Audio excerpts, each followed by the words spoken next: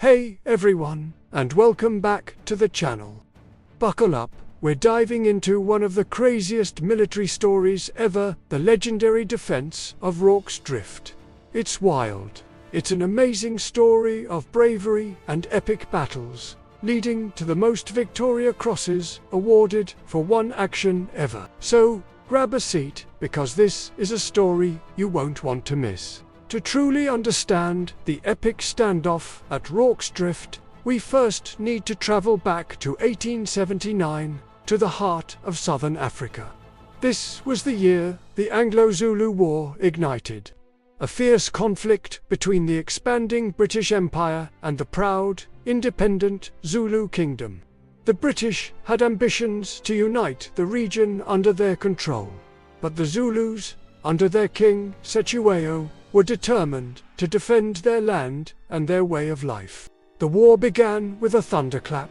On January 22, 1879, a massive British force was caught off guard and utterly overwhelmed at the Battle of Isandlwana. In a shocking defeat for the technologically superior British Army, over 1,300 soldiers were killed by the disciplined and tactically brilliant Zulu warriors.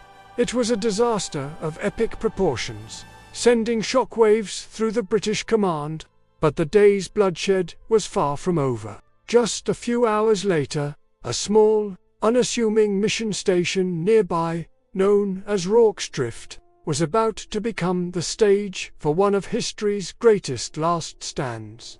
So, what exactly was Rorke's Drift? It wasn't a fortress or a military stronghold. It was a humble Swedish mission station, temporarily repurposed by the British as a supply depot and a small field hospital. It was situated near the Buffalo River, right on the border of the Zulu Kingdom. Guarding this outpost were a mere 150 or so British and colonial troops. Many of them weren't even frontline infantry. They were engineers, commissariat staff, and men from the B Company of the 2nd Battalion, 24th Regiment of Foot. Many of the soldiers in the hospital were sick or injured. In short, they were a skeleton crew, completely unprepared for what was coming.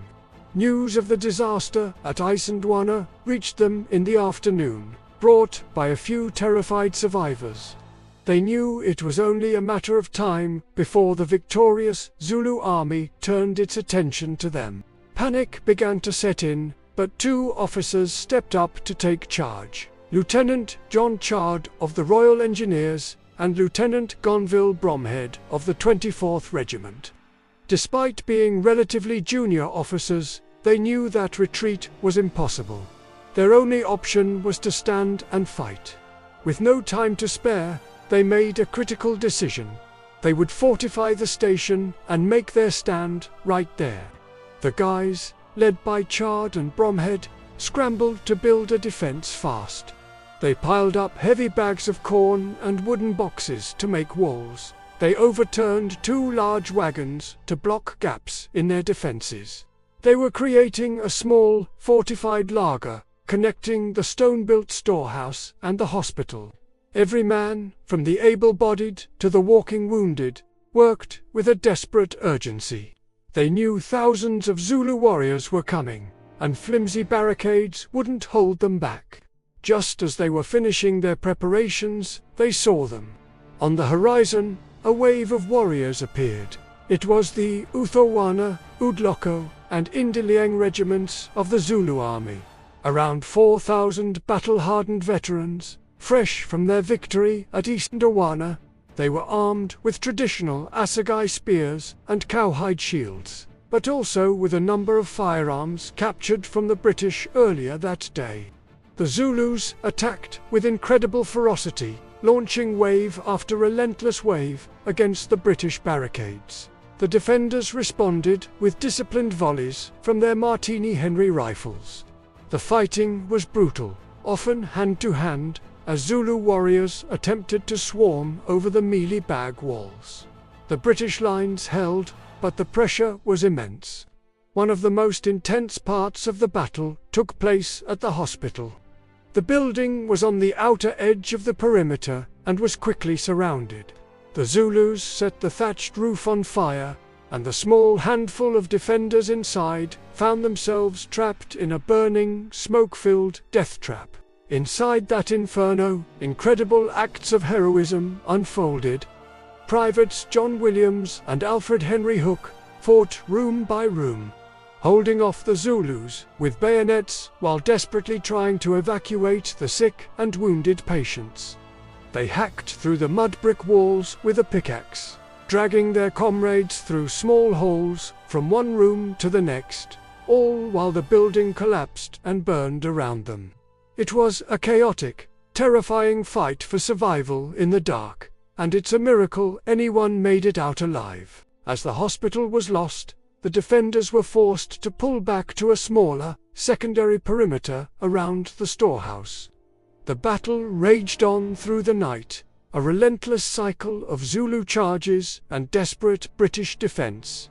By dawn on January 23rd, after nearly 12 hours of continuous fighting, the defenders were exhausted, low on ammunition, and had suffered significant casualties. But they were still standing. As the light grew, they saw that the Zulus were gone.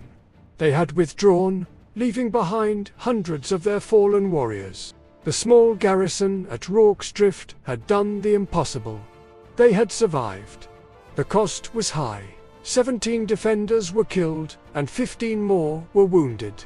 But against all odds, they had held the line. The news of the successful defense of Rorke's Drift reached a British public reeling from the shock of his Underwana. It was hailed as a miraculous victory, a shining example of British grit and courage against overwhelming odds.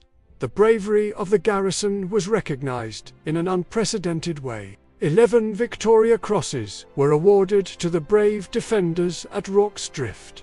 This still holds the record for the most Victoria Crosses given for one military action ever.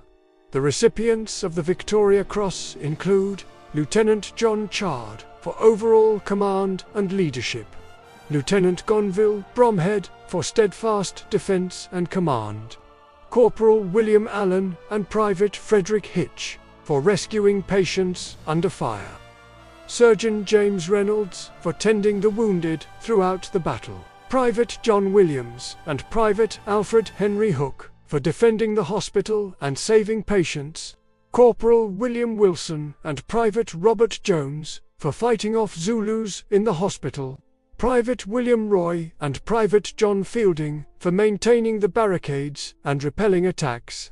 Each medal tells a story of extraordinary courage in the face of almost certain death. The legacy of Rorke's Drift is immense. It quickly became a symbol of the unwavering spirit of the British soldier. This fame was cemented in popular culture by the classic 1964 film, Zulu, starring a young Michael Caine. The movie took some creative risks, but it shared an amazing story with the world and made that epic battle unforgettable.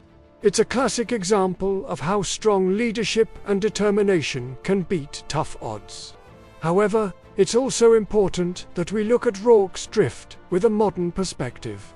While the heroism of the defenders is undeniable, we can't forget the wider context. This battle was part of the Anglo-Zulu War, a conflict driven by the British Empire's colonial ambitions. The Zulu warriors were not villains. They were patriots fighting to defend their homeland from foreign invasion.